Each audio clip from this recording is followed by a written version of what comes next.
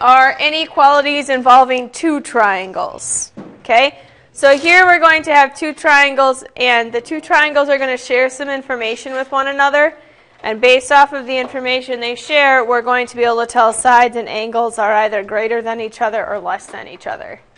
So the first is a side angle side inequality, which is also known as hinge theorem.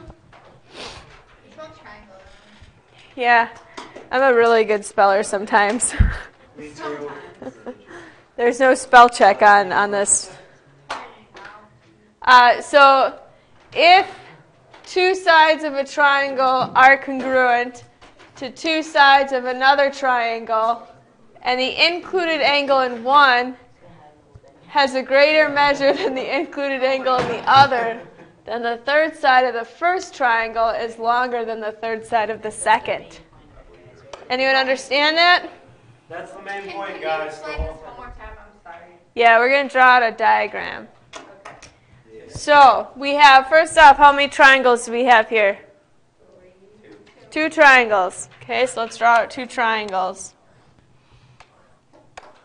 Okay, so there's my two triangles. It says, if two sides of a triangle are congruent to two sides of another triangle. Okay, so there I have those two sides being congruent to each other in the two triangles. And the included angle in one has a greater measure than the included angle in another. So let's say this one is 60 degrees and that one is 70 degrees.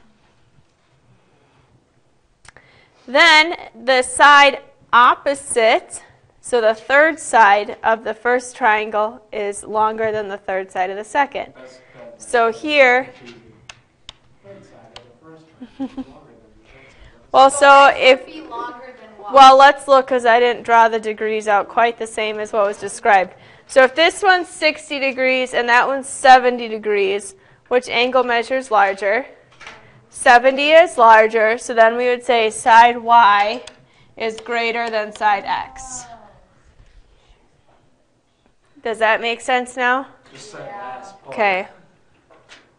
It gets a little wordy, I know. And I definitely need to go through and spell triangle correctly all throughout. How long have you been a geometry teacher? A long time, but this is the first year using this program. Okay, second theorem. Side, side, side inequality. First off, if we see side, side, side, we're definitely dealing with the three sides, right? We know that for sure.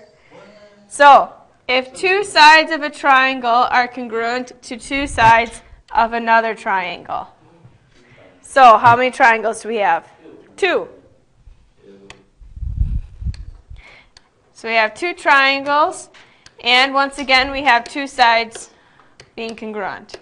Okay, that's what the first part says. Second part then tells us that the third side in one triangle is longer than the third side in the other. Okay, so I don't know, this one could be 10 and that one could be 8. Okay, 10 is longer than 8.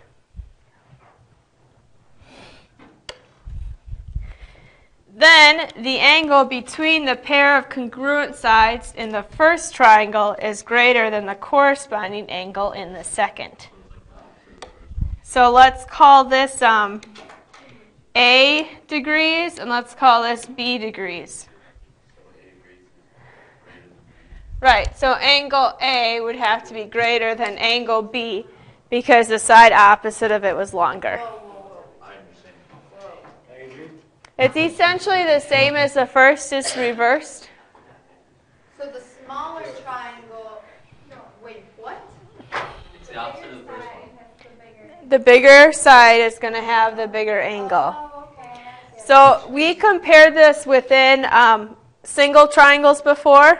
So what we did last week was if we had one triangle with the sides 4, 5, and 6, we know that the side opposite 6 was the largest angle in that triangle. It's the same idea, except for now we're going to be comparing two triangles to one another. Okay, so that's what we're going to be applying. So now we got some examples. We ready for the examples? Okay, first example, this diagram. Problem 1. It says compare the measure of angle QST. There's no T on there though, so that's interesting. And the measure of angle QSP. QSR. When you wrote this, was it like really late at night or something? I It's don't, supposed to be QSR, not QST. yeah, QSR. Why is there no T? There's no T. That makes sense. Okay, so the only way we can compare these is if we have two sides that are congruent to each other in the triangles. So we need to check that first. So here we see 12 and the other 12. Then how about this middle SQ? Is that going to be congruent to itself? Yes. Okay, so since we have the two sides congruent, we can now compare it. So this angle is 5x minus 14. This one is 46. Look at the sides opposite. 5x minus 14 is opposite of a side length of 14. 46 is opposite of a side length of 15. 1540.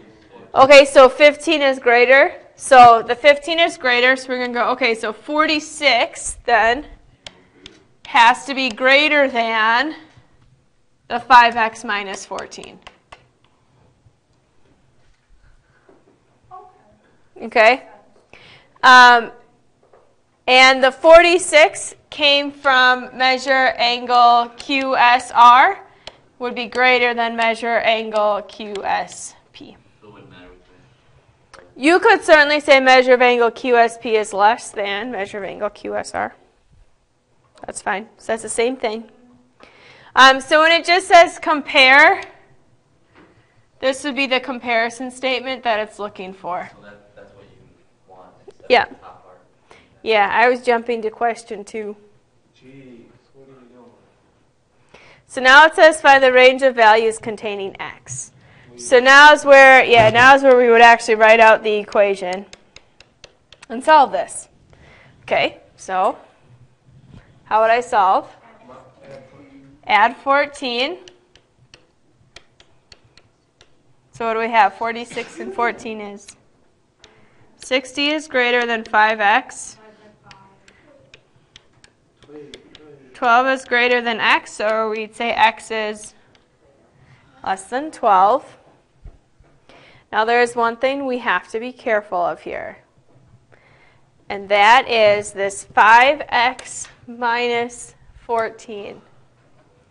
This has a variable in it, and we're dealing with inequalities. So we need to make sure we're going to get values that actually can be solutions. Okay? So tell me what some limitations are for angle measurements in a triangle. What can they be in between? 0 and 180. 0 and 180. Okay?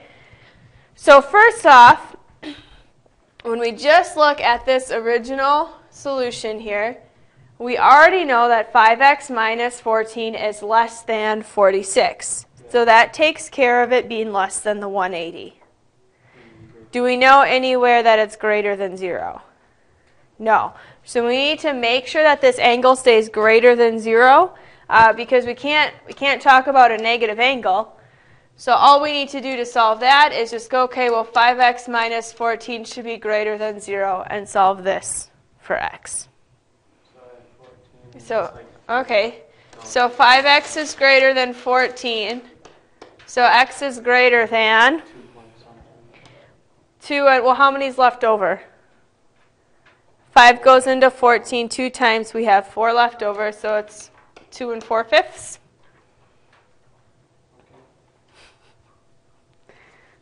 So that means x has to be in between 2 4/5 and 12.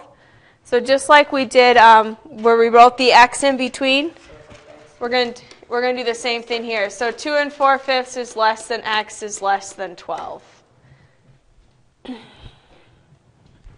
Okay, but when we're dealing with the angle measures, we have to kind of create that second one by ourselves. Okay? Is that example okay? All right, let's look at the next one. Hope for no typos on the next screen. Oh, I see what spell compare wrong. There's no D. Oh, I just kidding. Compare measure of angle LDM and the measure of angle MDN. Then find the range of values containing A. I think this one's good. Everyone tries to